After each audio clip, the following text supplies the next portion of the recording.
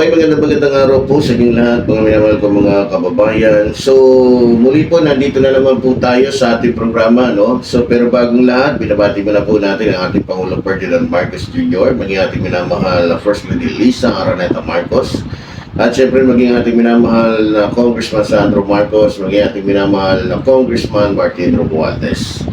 So, siyempre, ating mga kababayan sa abroad, hindi po natin pwedeng kalimutan na batiin maging ating mga kababayan Luzon, Visayas, Mindanao. Okay, sa araw pong ito mga kababayan, ang ating pong paksa ngayon ay isang napakasensitibo o napakasensitibo at napakahalagang isyu na nangyayari po dito po sa ating bansa. Ito'y tungkol po sa mga akusasyon at paninira na ipinapakalat po laban kay Pangulong Ferdinand Marcos Jr. Ng ilang pong mga personalidad at mga kalaban po niya sa politika, no? So, alam niyo mga kababayan, ito sasabihin ko lang po ito ng tapatan, ano? Hindi po talaga natin maitatanggi na ang politika ay palaging may bahaging debate at pagtatalo. Ngunit, sa kabilang banda po, kailangan po natin tignan ng mga ito sa ilalim po ng batas at prinsipyo ng katotohanan. No? So, sana sa usapin pong ito mga kababayan ay mas maunawaan po natin kung ano ang legal na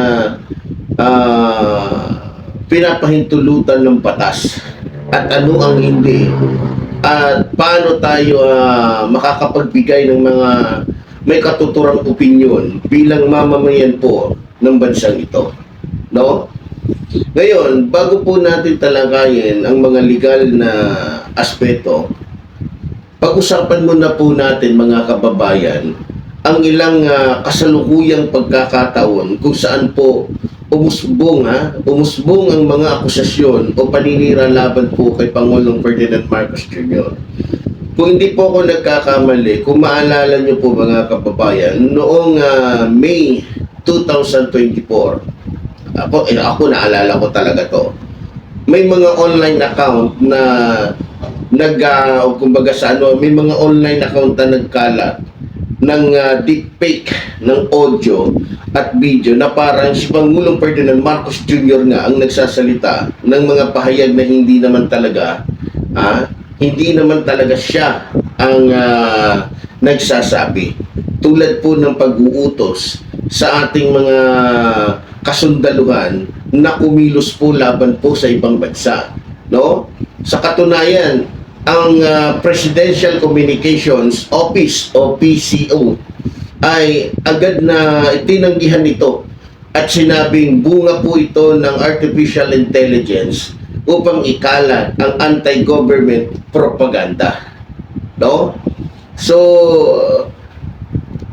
alam niyo mga kababayan, dito pa lang o doon pa lang sa mga unang mga paninira laban po kay Pangulong Ferdinand Marcos Jr. ay talagang may tangka po na siya ay sirain talaga dahil po sa masasabi talaga natin na mayroon pong maitim na motibo, no? So, hindi naman po sa kung ano man, siguro naman hindi naman siguro nila gagawin yon kung wala silang masamang motibo.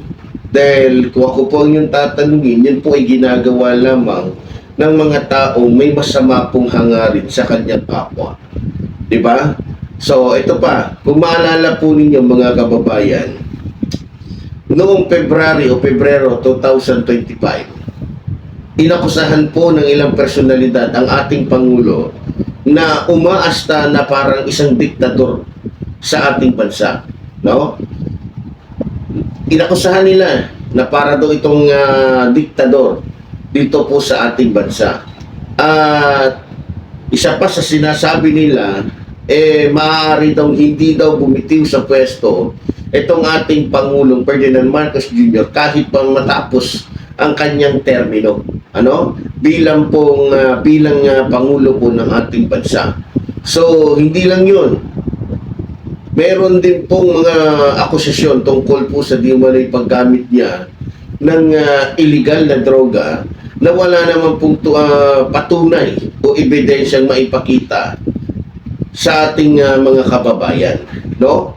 Kung tama po ako, base po sa pagkakaalala ko, noong September 2025, ito pa, may mga grupo namang sinasabing ginagamit ang mga protesta laban po sa korupsyon para ikalat ang mga negatibong balita laban po sa ating Pangulo at ibaling ang pansin mula po sa tunay na issue ng ating bayan, no? So, ngayon, bago tayo dumako sa iba pang mga usapin, alamin muna po natin ang mga batas na nagpuprotekta laban po sa maling akusasyon at paninira. Pati na rin ang mga karapatan po ng mga mamamayan na magpahayag ng kanilang mga opinyon. So, unahin po natin first, ang pag-usapan po natin yung tinatawag natin tungkol po sa libel at yung slander ng revised penal code, no? Para po maintindihan ng ating mga kababayan, ako, aminado ko dati, mayroon tayong kaya nga sabi nga natin, hanggat maaga, baguhin natin. Lahat naman tayo ay may pagkakataon dyan, no? So, kung tama po ako, ayon po kasi sa Artikulo 3.5.3 ng Revised Penal Code, ang libel ay ang pagpapakalat ng maling masamang akusasyon na nagdudulot ng kahihiyan o pagkawala ng respeto sa isang tao kung ito ay isinulat o na-broadcast, ito ay libel, no? Kung binanggit lang sa bibig, ito ay slander, oral defamation, no? So, ayon po sa Artikulo 3.5.8, mga kababayan, para maipasailalim sa kasong ito, kailangang patunayan na ang pahayag ay hindi totoo. Ito ay inilahathala sa iba pang tao. Ito pa, tiyak na tinukoy ang biktima. May masamang layunin o malis sa pagpapakalat nito, no? So, biro nyo, sa totoo lang, kaya nga yung mga naninira sa ating mahal na Pangulo ay nakukulong. Unang-una, may basihan po. Una-una, napapatunayan po kasi na yung kanilang mga sinasabi ay mga paninira lamang, no? Yung kanilang mga sinasabi ay puro gawa-gawa lamang. Kaya hindi po sila, o hindi natin masasabi na sila po ay hinaharas o inaapi ng ating Pangulo. Sapagkat ang ating Pangulo, sa pamamagitan po ng NBI, ng DOJ, ng Ombudsman, ng ating mga kapulisan, ay mayroon pong sapat at may ebidensya na o may dahilan din para hulihin o dakpin yung mga taong naninira po sa ating mahal na Pangulo. Ang problema po dito, ipinalalabas po kasi nila na hinaharas, inaapi, nagiging diktador ang ating mahal na Pangulo. Kung nananahimik sila, kung nananahimik sila at hindi sila naninira, di sana hindi sila nasasadlak sa ganong sitwasyon na kung saan hinuhuli sila. Diba? Huwag naman po natin masyadong sira. Alam niyo, sa totoo lang, kung sino man po dito ang masasabi natin na parang mga diktador, walang iba kundi yung mga taong nasa likod ng mga paninirang ito. Dahil sa totoo lang, kung ang ating Pangulo ay sa simula't-simula pa lang ay umaasta na parang diktador, sabi ko nga, kung maaalala ninyo, may ilang mga personalidad na nanira talaga ng hayagan sa pamamagitan ng video, ng artificial intelligence. Sa totoo lang, kung ang utak po ng ating Pangulo ay kapareho ng utak o pag-iisip ng ibang mga Pangulo dyan o naging Pangulo na walang pakundangan kung gamitin ang kanilang kapangyarihan para magpatahimik ng mga personalidad, malamang wala nang kahit anong uri ng mga protesta na makikita tayo. Sa totoo lang, binibigyan tayo ng kalayaan ng ating Pangulo na magpahayag ng ating mga damdamin. Pero, hindi po kasama dun yung paninira nang wala namang katuturan. Kaya po natin pinag-uusapan to ngayon dahil na rin po ito sa para mabigyan natin ng kumbaga sa mapaliwanagan natin ng ilan nating mga kababayan na nagiging biktima po dito, no, na akala nila ay okay lang. So number 2, napag-usapan po natin kanina yung cyber libel, pati po yung yung libel. Ngayon po, pag-usapan naman po natin yung Cybercrime Prevention Act o RA 10175. Okay. So, kung ang paninira, sabi po dito, kung ang paninira ay ipinakalat sa pamamagitan ng social media o website o anumang digital platform, pakinggan po ninyo mga kababayan, ito po ay sakop ng RA 10175. Ang parusa para sa cyber libel ay mas mataas kaysa traditional na libel. Ngunit, maaaring magpataw ng multa o maaaring magpataw lamang ng multa ang hukuman ayon sa desisyon sa kasong People versus Suliman ng 2023. So, pag-usapan naman po natin yung tungkol po sa batas laban sa mga peking balita na nagbabanta sa kaayusang pambansa. Okay. Ayon po sa Artikulo 154 ng Revised Penal Code, binago noong 2017, ang pagpapakalat ng maling balita na maaaring magdulot ng kaguluhan o pinsala sa interes ng bansa ay maaaring magresulta ng pagkakakulong o multa hanggang sa 1 milyon. So malaki-laki po pala ang magiging parusa dito. Ngayon, pag-usapan po natin o pag-usapan po naman natin yung tungkol po sa kalayaan nating mga na magpahayag po ng ating damdamin. Sa totoo lang mga kababayan, hindi po lahat ng kumbaga kritika ay illegal. Baka kasi iniisip ng ating mga kababayan dahil sinasabi ko to, bawal na tayo magsalita, bawal na tayo magpahayag ng ating mga salubin. Hindi po, kaya nga po tayo nagsasalita dito Pero dapat alam po natin kung hanggang saan lang po yung ating hangganan, no? Ayon po kasi sa Bill of Rights ng 1987 Constitution, may karapatan tayo sa kalayaan sa pagsasalita at pagpapahayag. So malinaw po yan na nakasaad doon, mga minamahal ko mga kababayan. Ang yung tinatawag po natin, yung commitment, yung pala, yon, o patas na opinyon tungkol sa mga pampublikong tauhan at issue ay pinapahintulutan po ng ating batas, no? Batas ito ay batay sa katotohanan at walang masamang layunin, no? So, hindi po tayo sinasakal, hindi po tayo pinipigilan.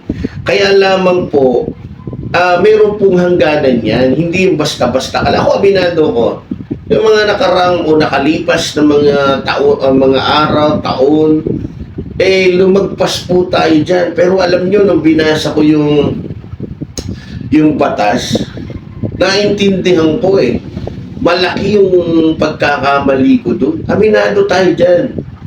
O ayun na, hindi tayo pwedeng magmalinis dito. Mas maganda yung nagsasabi tayo ng tapat at nagsasama tayo ng matagal. Diba? So simula po nung nalaman ko yung mga batas na to, ako po ay nagpailalim dito at sumang-ayon. Para saan? Para po sa ikagaganda din ng aking buhay, ikagaganda ng programang ito, 'di ba? So Kaya doon sa mga kababayan natin na katulad natin na gustong magpahayag ng kanilang mga damdamin, magpahayag tayo nang walang halong paninira. Di ba?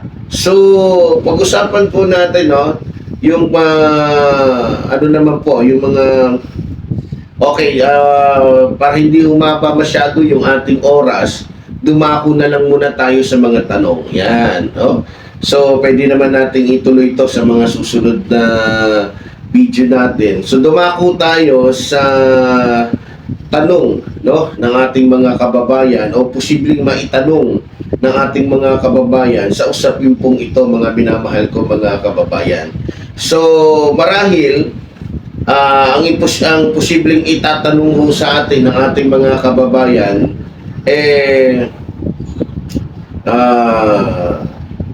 yung mga tulad po ng halimbawa ano tawag dito, yan, okay. So ito, mga minamahal ko mga kababayan, so maaaring ito po ang itanong nyo sa akin, ano. So dahil lang ito tanong, halimbawa, maaari bang makasuhan ang isang tao kung siya ay kritiko lamang ng Pangulo?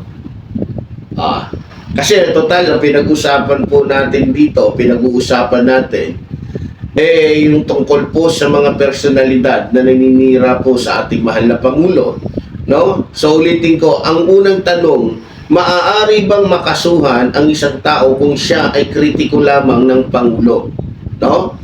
So ngayon, sasagutin ko po yan, mga minamahal kong mga kababayan. So, diretsyahan ko pong sasabihin sa inyo, uulitin ko lang po kasi nabanggit ko na to kanina. Sabi ko, hindi lahat ng kritika ay illegal. No? Kung ang kritika ay batay po sa katotohanan, patas at hindi naglalaman ng maling akusasyon, ito po ay protektado po ng batas. Kaya tayo ay magiging malaya sa pagsasalita. So, basta walang halong paninira, walang gawa-gawang kwento, walang gawa-gawang video, walang mga artificial intelligence na may ginagawang walang katotohanan, protektado po tayo ng ating saligang batas. No? Pero may pero ngunit, kung ito ay puno ng mga walang batayang akusasyon na nagdudulot po ng kahihiyan sa isang personalidad, maaari itong maging libel o slander. No? O halimbawa, ang pagsasabing hindi epektibo ang Pangulo dahil hindi niya natutupad ang mga pangako niya ay maaaring kritika lamang ito. At ito po'y cover po kasi itong nakikita mo Pero ang pagsasabing ninanakaw ng Pangulo ang pera ng taong bayan ng walang patunay ay maaaring maging kasong libel. Kaya nga hindi tayo pwedeng magsalita lang ng magsalita ng gusto natin na wala tayong sapat na batayan. Kaya nga ako, aminado ko yung ibang mga nagre-react sa akin noon na sinasabi, nasan yung ebidensya mo, nasan yung ganito mo. Aminado ko. Huwag tayo magmalinis dito. May natutunan ako sa batas, maging sa Biblia. Ang pagsasabi at pagpapakumbaba at pag-amin ng kanyang kamalian ay hindi sinyalis ng kasamaan, kundi sinyalis ng pagpapakumbaba sa Diyos. No? So, para hindi po tayo makasuhan ng cyber libel, hanggat maaari, lalong-lalo na yung mga tumitira sa ating mahal na Pangulo, buti sana kung kayo ay balita ko nga doon sa mga nanira sa ating mahal na Pangulo, wala naman silang natanggap na tulong doon sa politikong sinusuportahan nila. Di ba? Hanggang ngayon, balita ko pa nga di ba? Sila lang din ang gumastos sa sarili nila. Buti sana kung sinagot nung kanilang sinusuportahang politiko yung, di ba, yung pampiyansa nila. Hindi. Kaya sana matauhan tayo, no? So, number two. So, natapos na tayo sa tanong natin. Kung ano mo nga ba yung tanong natin kanina? Maaari bang makasuhan ng isang tao kung siya ay kritiko lamang ng Pangulo? Yun, nasagot po natin yan. Merong hindi, meron ding oo. Depende po yan sa sasabihin mo. Lalong-lalo na kay Pangulong Ferdinand Marcos Jr. Kaya makita nyo, meron naman akong nakikitang ibang mga kritiko ni Pangulong Ferdinand Marcos Jr. Hindi naman nakukulong, hindi nakakasuhan. Bakit? Kasi yung kanilang mga sinasabi ay may batayan din naman, no? Pero hindi ko sinasabi may katotohanan. O masasabi mong ano lang, kumbaga yung kanilang mga sinasabi ay base sa kanilang nakikita na tanging ang taong bayan lamang ang makakasagot dito kung yan ay may katotohanan o wala.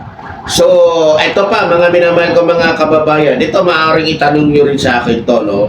Kaya naisip ko, naitanong ko dito kasi para mabuksan po ang isipan ng ating mga kababayan. Number 2, maaaring itanong nyo sa akin, ano ang dapat gawin ng isang pampublikong tauhan kung siya ay biktima ng paninira? So, ito tungkol naman sa paninira, no? Ng iba, at anong gagawin mo kung ikaw to? So, sasagutin ko po ito, mga minamahal ko mga kababayan. Para sa akin, base sa aking natutunan, maaari siyang maghain ng kasong kriminal o cyber libel pala, no? So, doon sa korte, doon kayo pupunta. Pati na rin ang kasong sibil para sa pinsala o damage.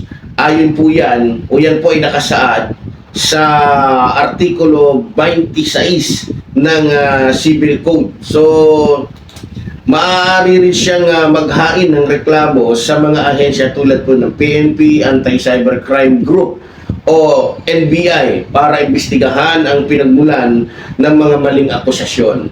No? So, ayon po sa RA 10175, ang mga platform ay hindi direktang mananagot kung hindi nila alam na mayroong maling akusasyon sa kanilang site.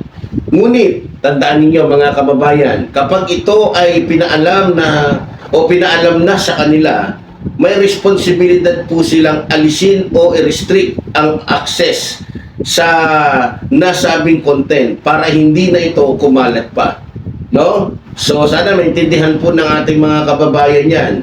Kaya nga, dapat po tayo maging mapanuri. No? Lalong-lalo na sa mga kababayan po natin. Suriin ang pinagmulan ng balita, kilala ba ang source, ganoon dapat ang ano natin gawin. Tingnan natin kung kilala ba yung source, o kung mayroon bang patunay tulad ng ebidensya o pahayag mula po sa pagkakatiwa o sa mapagkakatiwalaang tao. So kaya nga iwasan po nating mag-share ng mga balita nang hindi mo na ito napapatunayan, no? Dahil maaari po tayong mapasama sa pagpapakalat po ng maling impormasyon. Maaari din po tayong tumingin sa mga pahayag ng mga opisyal ng mga ahensya tulad po ng PCO, o sa mga kilala po na mga mapagkakatiwalaan pong media o mga media outlet, no? So, number 4, wala na pala. So, pag-usapan po natin, alam nyo, batay po sa mga legal na batas at kasalukuyang sitwasyon, ano nga ba ang dapat nating tandaan? No? Para po sa mga pampublikong tauhan, may karapatan silang ipagtanggol ang kanilang reputasyon laban po sa mga walang batayang paninira po ng ibang mga personalidad. Ngunit dapat din po nating tandaan o dapat din nilang tanggapin na bilang mga leader ng ating bayan, no? Sila ay sasailalim sa pampublikong pagsusuri at kritika. Kapag pumasok ka sa politika, normal na marami makikialam sa iyo kasi politiko ka eh. parang artista yan, no? Kung ayaw mong mapakailaman ng buhay mo, kung gusto mong maging pribado ang buhay mo, huwag kang mag-artista, ay mas lalong huwag kang huwag kang papasok sa politika. Dahil maraming sisilip sa'yo, dahil maraming titingin sa'yo, maraming mag-uobserba sa'yo. O, di ba? So, dapat silang maging bukas sa pagpapaliwanag ng kanilang mga aksyon at ipakita ang kanilang pagiging accountable sa mga mamamayan, no? Hindi tulad ng iba dyan na kapag tinatanong, umiiwas ng umiiwas. Pag tinatanong kung sino to, kung may katotohanan pa to, nagagalit-galitan. Diba? O, meron akong kilala niyan na ganun ang ugali. Pag pinatawag doon sa usapin, pinatawag ng mga congressman para sagutin kung may katotohanan ba to, nagagalit-galitan, umiiwas, gumagawa ng press con, imbis na sagutin, sisirain pa yung mga mag-iimbestiga sa kanya. May ganong uri ng politiko eh. Kaya kapag may nakita kayong ganong uri ng politiko, alam nyo na. So, okay, tuloy po tayo mga kababayan para po sa mga personalidad at kalaban sa politika, no, ng ating Pangulo, no? Maaari silang hindi man kahit hindi ating Pangulo, sa lahat ito, no? Ulitin ko, para po sa mga personalidad at kalaban po sa politika, maaari silang magpahayag ng kanila pong mga opinyon at kritika. 'Di ba? Maaari silang magpahayag. Hindi po sila pinipigilan, kaya mali po yung impormasyon na ipinapakalat na sila po ay ginigipit. Sa totoo lang, sabi ko nga kung sila ay ginigipit hindi ganyan na magiging wala silang ganung uri ng kalayaan, di ba? Kaya nga tulad ng sinasabi ko, dapat itong dapat kung maglalabas ka ng yung komento, reaction, dapat ito ay may batayan, no? At may katotohanan, at hindi dapat gamitin ang mga maling akusasyon para lang sirain po ang reputasyon ng iba. Lalong-lalo na po yung reputasyon po ng ating mahal na Pangulo. So, alam naman po natin na ang politika ay dapat tungkol sa paglutas ng problema ng bayan, hindi sa paggawa ng mga away o paninira, no?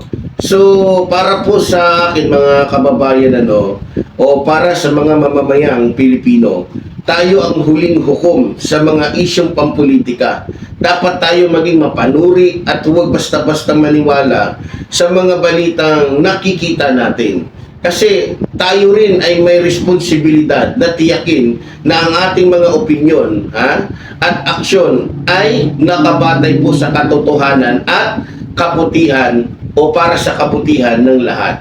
So, ganun pa man, mga minamahal ko mga kababayan, ulitin ko lang po sa inyo na ang mga paninira at akusasyon laban po sa anumang pampublikong tauhan ay hindi po dapat baliwalain. Ngunit hindi rin dapat gamitin para sirain ang mga tao o ibaling ang pansin mula po sa tunay na issue na nagaganap po sa ating bayan. Dapat nating palaging isaalang-alang ang batas at ang katotohanan sa lahat po ng ating kilos at salita. No? Yan lamang po ang aking nakikita po dito na dapat tandaan o alamin ng ating mga kababayan. Tulad ko, bilang isang public servant, no? Doon ko natutunan yung kahalagahan ng pagrespeto sa ibang mga politiko. Bagamat sila ay sabihin na natin may pagkukulang. Alam nyo, hindi naman natin maaalis sa buhay natin na tayo ay may pagkukulang sa lahat ng bagay. Bakit? Unang-una, kung pag-uusapan kasi natin ay pagkukulang, wala namang taong hindi nagkulang sa harapan ng Diyos Lahat tayo, kahit sino. Kung si Lucifer nga nagkulang sa kanyang pagsunod sa Diyos o sa alituntunin ng Diyos, tao pa kaya? Kaya sa bandang yan, hindi tayo pwedeng magmalaki, no? Isa na dyan, sa buhay natin bilang may pamilya, hindi natin maiiwasan na nagkakaroon tayo ng pagkukulang sa ating pamilya, sa ating anak, sa ating kaibigan, lalong-lalo na sa ating tungkulin. No? Ganun pa man, imbis na siraan natin ang iba, mas nararapat sigurong i-encourage na lang natin sila na gampanan ang kanilang mga tungkulin. No? Sira na nga sila, tapos sisirain pa natin, mukhang pangit naman. No? So, salamat sa Diyos kasi natutunan ko yung mga bagay-bagay na hindi ko natutunan noon. No? Kaya nga ako'y nananawagan sa ibang mga vlogger, sa ibang mga social influencer na hangga't maaari para hindi tayo malagay sa alanganin, ayusin natin. Hindi naman tayo pinagbabawalan eh. Halimbawa, bibigyan ko kayo ng example. Kung tayo ay may nakikitang hindi maganda sa isang politiko, katulad na lang yung issue tungkol kay Bato de la Rosa na sumisweldo siya pero hindi naman nakikita yung kanyang personal na appearance. Wala siya dun sa Senado, ibang pumipirma o iba yung gumagawa para sa kanya. Pwede kang magkomento pero hindi ka pwedeng lumagpas doon. Pwede mo lang sabihin kung ano yung mukhang nalilimutan ni Senador Bato de la Rosa at para maintindihan ng lahat na kaya ka nagsasalita dahil may sapat kang dahilan. Hindi ka naninira at lalong hindi ka bayaran. So yun lamang po mga minamahal ko mga kababayan. So muli po tulad po ng sinasabi ng lingkod, mabuhay po ang ating inang bayan. Mabuhay po ang nagmamahal sa ating inang bayan. Maraming salamat po.